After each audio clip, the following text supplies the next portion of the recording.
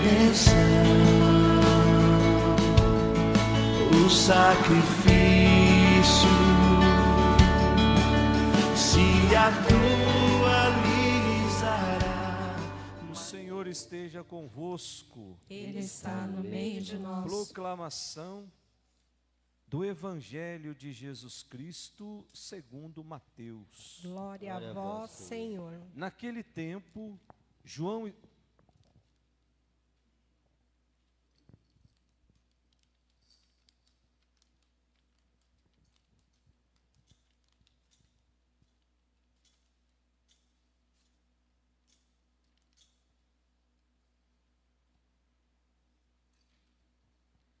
Naquele tempo, João estava na prisão. Quando ouviu falar das obras de Cristo, enviou-lhe alguns discípulos para lhe perguntarem: És tu aquele que há de vir ou devemos esperar um outro? Jesus respondeu-lhes: Ide contar a João o que estáis ouvindo e vendo. Os cegos recuperam a vista, os paralíticos andam, os leprosos são curados, os surdos ouvem, os mortos ressuscitam e os pobres são evangelizados. Feliz aquele que não se escandaliza por causa de mim. Os discípulos de João partiram e Jesus começou a falar às multidões sobre João. Que fostes ver no deserto? Um caniço agitado pelo vento? Que fostes ver? Um homem vestido com roupas finas? Mas os que vestem roupas finas estão nos palácios dos reis.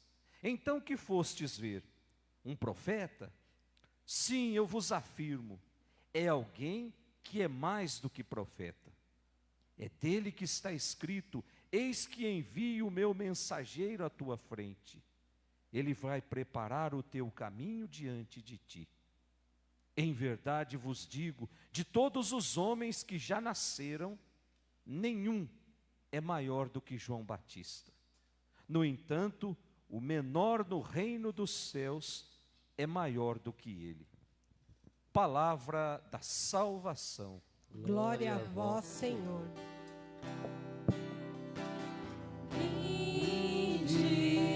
Senhor, para salvar o vosso povo.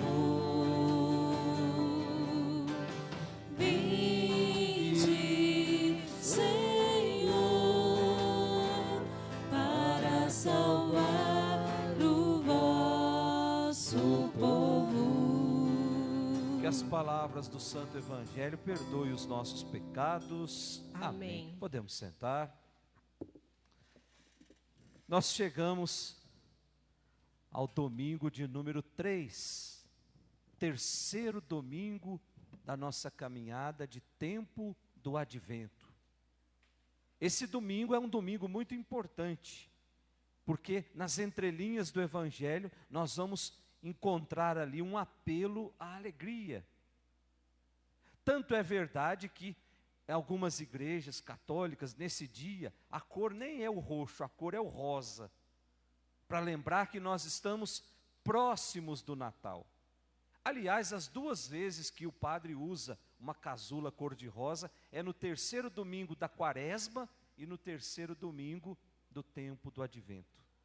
Para dizer lá na Quaresma que nós estamos chegando próximo à ressurreição. E para dizer no Advento que nós estamos chegando próximo ao grande acontecimento em que Deus nos dá de presente o seu Filho. Acendemos mais uma vela da nossa coroa do Advento, que também nos indica que ela já está ficando iluminada. Ou seja, o Natal já está próximo de nós. Portanto, a liturgia de hoje nos convida exatamente a isso, a nos lembrar que Deus está vindo ao nosso encontro. E o nosso coração está convidado, está convocado a acender dentro dele a lâmpada da esperança. Nós estamos pertinhos do Natal. Somos convidados, portanto, a nos encher de alegria. Primeira leitura. Antes da primeira leitura, o Papa Francisco, ele escreveu uma exortação apostólica chamada A Alegria do Evangelho. E nessa exortação, o Papa fala exatamente disso. A alegria que enche o coração daquele que se encontra com Jesus. Quando nós encontramos com Jesus, no nosso coração não tem espaço para outra coisa. Não tem espaço para tristeza. Com Jesus, afirma o Papa, renasce sem cessar a alegria na nossa vida. E isso é muito importante. Sem Jesus, nós podemos viver momentos de euforia, mas não é uma alegria verdadeira. É aquela alegria falsa que muitos jovens embarcam quando entram pelo mundo das drogas. Uma alegria que ela é condicionada ao uso do entorpecente. Não existe alegria se eu não estiver totalmente embriagado pelo crack, pela maconha, pela cocaína. Essa alegria, ela é falsa, porque ela tem data de validade. Termina quando termina o efeito da droga. Mas a alegria que nós somos convidados a viver nesse encontro com Jesus é uma alegria que não tem fim. É uma alegria que em determinado momento da nossa caminhada, ela pode ser identificada com júbilo. O que é um júbilo? É uma alegria fora do normal, mas uma alegria que tem as suas raízes em Jesus. É essa alegria que deve encher a nossa vida. Aí a primeira leitura, o profeta Isaías vem justamente falar sobre a alegria, apresentar o hino da alegria, para que a esperança não durma, para que o ânimo seja revitalizado, para que dessa alegria possa brotar a certeza de que Deus vem vindo, de que Deus está chegando, de que Deus vai fazer justiça, de que Deus vai interferir na história. E aí ele diz que a própria natureza, que é obra de Deus, vai ajudar a preparar a ação de Deus. Olha que coisa bonita, gente. A primeira leitura diz que o deserto, o lugar onde não se tem alegria, o lugar estéril, o lugar descampado, o lugar de solidão, o deserto é convidado a revestir-se de vida. E aí ele dá o exemplo, como no Líbano, como no Monte Carmelo, como na planície de Saron, que são regiões lá na Palestina muito verdes, onde se produz muitos frutos, regiões que têm árvores frondosas. O profeta está dizendo, o deserto, onde não se tem possibilidade de muita vida, é convidado a encher-se de vida. É convidado a uma vida abundante, para dizer que a natureza, ela vai manifestar a sua alegria pela chegada de Deus. Depois, a partir do versículo 3, lá na primeira leitura, o profeta fala aos homens, dizendo assim, nada de desânimo, nada de frustração, nada de medo, nada, agora sou eu que estou dizendo, nada de ficar alimentando no nosso coração aquela raizinha lá que tem da depressão. Nada disso, diz o profeta. Nós precisamos encher o nosso coração dessa certeza. Deus vem vindo ao nosso encontro para nos libertar de todo o mal, para nos libertar do medo, para nos libertar da frustração, para nos libertar do desespero, da depressão, da ansiedade. Então vamos nos unir à natureza numa grande corrente de alegria, numa grande corrente de vida. Portanto, o profeta vem anunciar essa chegada de Deus para dar essa vida nova para o seu povo. Meus irmãos, o advento é esse tempo do anúncio da esperança. É esse tempo do anúncio da intervenção de Deus em favor do seu povo. No entanto, Deus só virá se eu estiver disposto a acolhê-lo. Se o meu coração estiver com as portas escancaradas para acolhê-lo. Depois a segunda leitura, é uma segunda leitura tirada lá da carta de São Tiago, capítulo 5. A carta de São Tiago é uma carta de advertência que ele escreve para que não se perca os valores cristãos. E ao mesmo tempo, São Tiago, quando escreve, ele denuncia certas interpretações que a comunidade estava dando à doutrina de Paulo. Lembrando que Tiago não é maior do que Paulo. Tiago é um seguidor de Paulo que estava preocupado, que estavam estragando tudo que Paulo havia anunciado. Então, Tiago escreve para exortar, para chamar a atenção quanto àquilo que Paulo pregou na comunidade. Principalmente aquilo que diz respeito à salvação. Lá no comecinho, do versículo 1 até o versículo 6, aqui é a partir do versículo 7. O Tiago fica muito bravo com aquelas pessoas que gastam as suas vidas ajuntando tesouros às custas da miséria do outro. Pessoas que oprimem os outros para tirar proveito, muitas vezes de uma mão de obra barata, muitas vezes de um salário mal pago. Podem ver quando chegar em casa, capítulo 5, versículo de 1 até o 6. Portanto, Tiago fica muito bravo com aqueles ricos que conseguiram riqueza, desviando dinheiro ou até mesmo explorando os outros. E aí ele dizia lá assim, ó: agora, ricos, chorai e gemei por causa da desgraça que está para chegar sobre vós. A vossa riqueza vai apodrecer. E aí, a partir do versículo 7, que é o que nós lemos hoje, ele se dirige aos pobres. E ele convida a esperar com paciência a vinda do Senhor. Olha só que sabedoria nós encontramos nessa segunda leitura. E aí ele dá exemplo do agricultor. Aquele que faz todo o seu trabalho no campo, aquele que semeia a semente, e aí fica esperando o dia em que aquela semente vai criar raízes, que aquela semente vai dar uma árvore bonita e vai dar muitos frutos. Portanto, convida a paciência. Meus irmãos, tempo do advento não é um apelo que a igreja faz à passividade, que eu fique aqui de braços cruzados esperando. É um tempo de alimentar a paciência também. Aí ele termina dizendo, nada de ficar se queixando uns contra os outros, versículo 9 da nossa segunda leitura. Tiago está dizendo, nada de ficar fazendo fofoca pelos cotovelos aí nos quatro cantos. É hora de esperar, é hora de alimentar a esperança. É hora de viver a alegria em saber que Deus já está vindo ao nosso encontro. Ou seja, o amor de Deus já foi derramado lá no céu e está sendo derramado aqui nessa terra.